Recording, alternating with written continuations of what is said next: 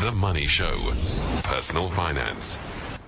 Warren Ingram from Galileo Capital. Did you like the Bitcoin parody, by the way? I loved it so very much. But it's enough to make your skin crawl. Incidentally, we've taken the Bitcoin parody we played just before Eyewitness News at 7 o'clock, and we put the original video with the comedian up on our Facebook page, facebook.com/Bruce Business. JP Sears, the internet comedian, and he's even more annoying when you watch him, but he's really good. I confess I might already have shared it with a few people that I know on Facebook. Excellent. Well done to Just you. as a subtle hint. Yeah, subtle hint. Oh, it drives you mad. Now listen, we've got such a fabulous email from Lesedi, and I need to read, and I will consolidate because it's a long email, but it's a lovely Awesome email. And it says, it's an email from Lesedi. I've read the books. Thanks, Warren. And I know that I should be driving my car until the wheels fall off. I won't lie, though. As much as I follow many rules given by Warren in his first book, I do enjoy a good car, and I've been looking for some middle ground. To this end, I've tried to take advantage of decent cars with rubbish resale value, which has landed me squarely on Renault's door. I've bought a second-hand Megane GT, which gives you the zip and feel of a sports car at a fraction of the cost of, say, a BMW 1 Series. I've bought myself the poor man's German coupe. Subsequent to buying the car, I have got a promotion, and now I have some extra cash. Besides, my wife hates the car, and he goes on to describe how it's only got one cup holder, and she spilled coffee on herself, and she hates the car, and how much he loves cars, and he's prepared to go second hand. He says, please advise, what is the best advice for a person who won't take what the best advice is? I've always bought my car through installment sales and pay it off before trading it in. As it is a given that I won't drive it till the wheels come off, does it make a case for other financial models to be considered? Balloon payments, leasing, etc. I have a year or so to plan the next purchase. Please assist. I'd love to assist. Excellent. I'm so keen. So, I think a couple of things. One, I think it's really doing it smart in terms of saying, okay, so this is my thing. Cars is my thing. I have this problem. Yes. Yeah. And he's really planning ahead. So I think the real danger with a lot of South Africans and specifically to generalize South African men, we love cars, and I don't know why, but we do. And if you look at the quantum of really expensive cars on our roads, you wouldn't drive a Quantum. Yes, sorry. No. Thank you. It's not that funny. Okay. I've cracked it. Oh dear. Okay. So, right, back to you. Yes, considering the quantum of cars on South Africa, not the number of quantums. Okay. So you compare it to the size of our economy and the number of people in the country. I'm not saying quantum again. Who earn kind of the salaries that can afford those cars. It's not justified. Yeah. So it's a problem that we have in our country and maybe a few others.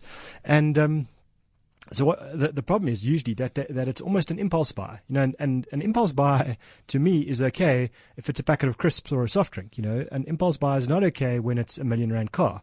That needs to be done with incredible consideration to your financial position, lots of homework, and then to start applying your mind to the finances around this, etc., etc., etc. And Lesedi in this instance is doing exactly that. So he's giving himself a heck of a long time to say, okay, I've bought this car. He doesn't love the car, clearly, and is prepared there not to just sell it on impulse and trade it in for then the car that he really wants. He's prepared to say, okay, I need to take the time now with this car, and I need to build up cash again, or I can give myself at least a year to rectify the decision and go forward. So and the second part that I really like here is it's not new cars, and to me, I can't pull the stat out of the top of my head, but I think it's somewhere between 15 and 30% of the value of a new car disappears over that first 12 months of the car's life. When you drive it off the showroom, it's costing you thousands and thousands of rands for every centimeter that you get out of that showroom. And so, I think if you have a car thing, then at least, at the very least, buy a 1-year-old car. Yeah, I couldn't agree with you more, and drive it for as long as it is safe to do so, because once you do have a car for a period of time, and car inflation is outrageous, and so by the time you feel sort of ready to trade in the vehicle and buy the next one, you think you've got a 50% deposit on the next vehicle, and you may have, but now you're suddenly back in car debt again, and that just burns me and makes me unhappy. Exactly, and I think what he's doing, what he does well here is he always pays off the car before, sometime before he sells it.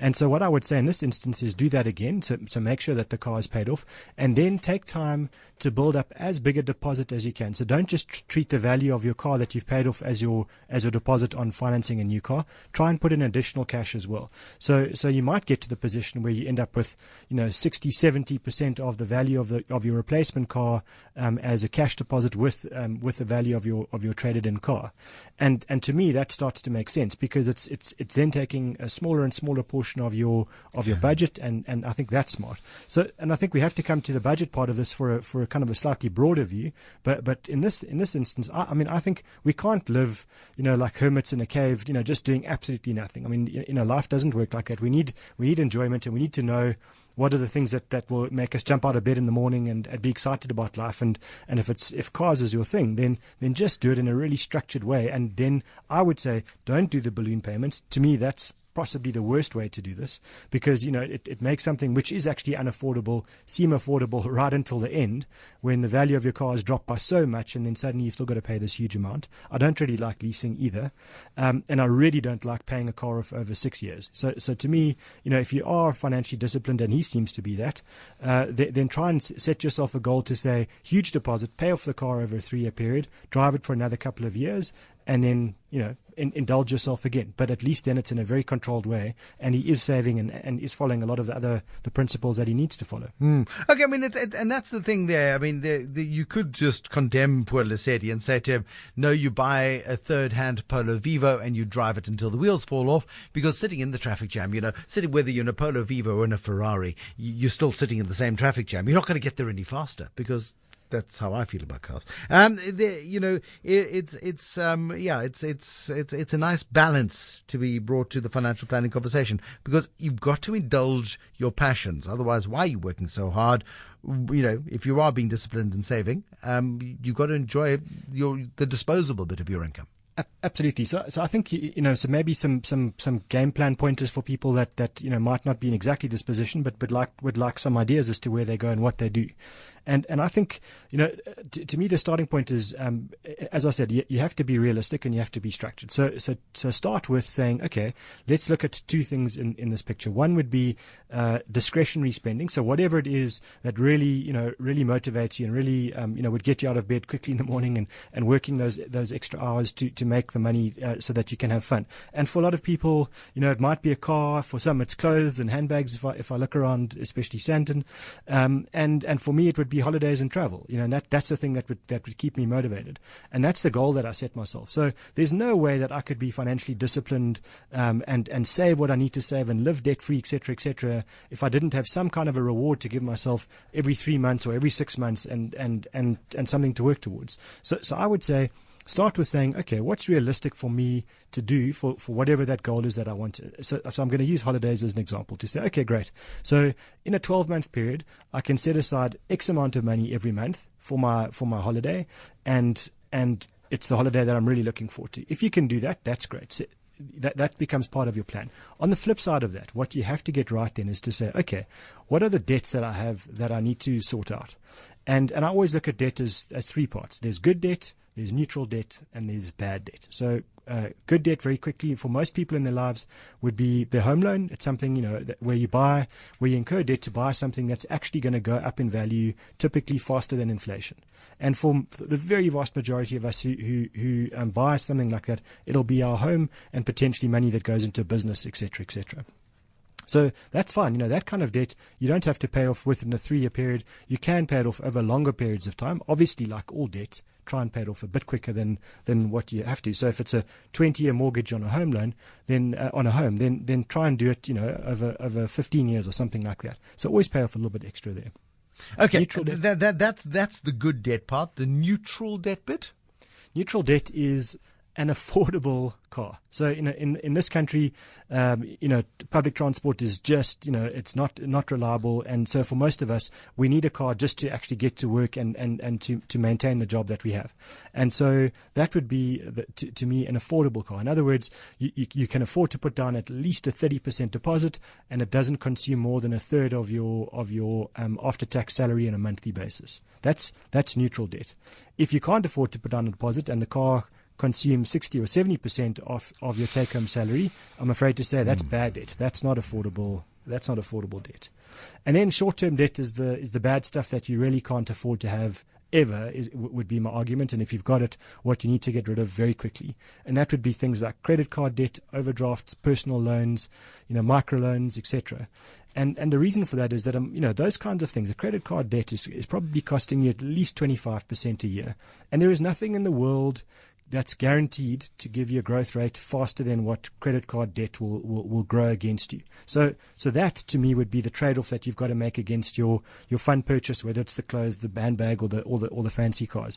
If you've got credit cards and overdraft, I'm afraid to say, then you've got to say, I've got to park my dream holiday or my fancy car purchase, and I'm going to spend my extra money on getting that debt right down to zero. And then when you've only got neutral debt and you've got your long-term debt and on your good debt on a rising asset, great. Then you start to say, okay, now I can start to set aside money for the fun stuff. Obviously, I think it goes without saying, but let's just say it anyway. That doesn't mean you ignore your long-term savings, your retirement savings. Sure. That's a given as well. But you can combine the two. And I think, if you can get that balance right, and I'm not saying it happens overnight, it takes a bit of time.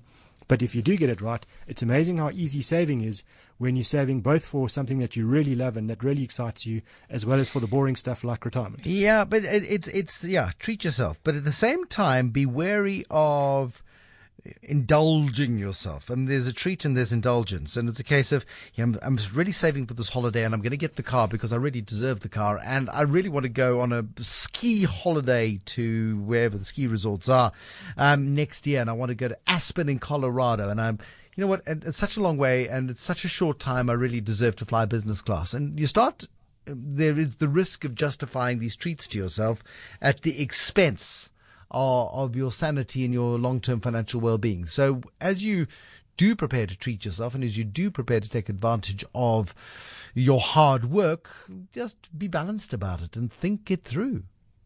Absolutely. And I think, those dream goals for people, need to be scalable in relation to your life and the circumstances that you have. You have to be realistic. So for some people, they might really enjoy like a great meal, and that would be, for what they earn, that would be their version of going skiing in Aspen or something like that. So just make the goals also realistic. I mean, I think you can't go and fly business class if you're earning, 10,000 Rand a month before tax. Then, you're going to be in debt very quickly again. And there is no fun to have. You're basically working for the bank because you owe them a heck of a lot of money.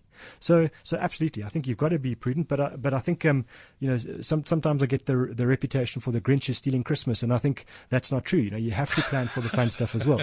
His newest resolution is not to be Grinchy. Warren Ingram from Galileo Capital. Thank you very much indeed, Warren Ingram, for coming in. Andre in Centurion says, is Warren available for financial advice to anyone at a price? Of course, one can't put a price on good advice. You can buy his books, Andre. You can phone him at Galileo Capital if you wanted to engage him. That is the answer you're looking for. Lissetti, thank you for your fantastic email. It's beautifully written. It is so full of joy and life and optimism and guilt. It really made our day. So thank you very much for that. And it proved to be a catalyst for a great conversation. If you want to be a catalyst for a great conversation between Warren and I, or between Pavlo and I, or regular small business, drop us an email. My email address is freely available on the internet, brucew@702 or brucew@capetalk.co.za. We can't reply to every single email that comes through, but the gems, the ones that we believe are going to crystallize an issue or draw attention to an issue that we think lots of people need to hear about, we most certainly will give airtime to.